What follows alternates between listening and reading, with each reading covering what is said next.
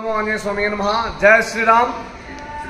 ప్రముఖ ఆంధ్రప్రదేశ్లో ప్రముఖ పుణ్యక్షేత్రమైనటువంటి శ్రీ గండి వీరాంజనేయ స్వామి క్షేత్రంలో మనము అయోధ్యలో రామాలయం 70 ఎకరాల పైన ఉన్నటువంటి ఆ అయోధ్య రామాలయాన్ని కట్టనీకి 4 సంవత్సరాల్లో కట్టి 5వ సంవత్సరంలో దర్శనానికి ఏర్పాటు చేశారు. కానీ రాజకీయ దురుద్దేశము మరి ప్రధానంగా ఏ ఉద్దేశాలు మనకు తెలియదు. కానీ ఈ రాజకీయ నాయకుల కారణాన, ఈ రాజకీయ ఉద్దేశాల కారణాన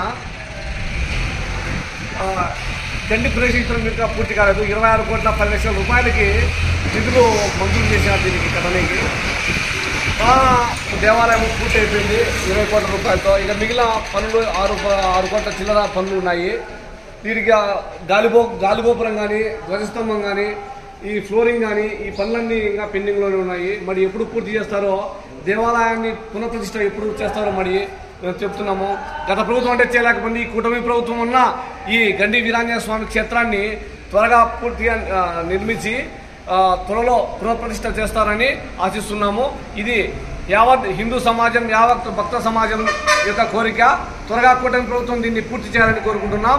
జై శ్రీరామ్. జై శ్రీరామ్. జై శ్రీరామ్. జై శ్రీరామ్.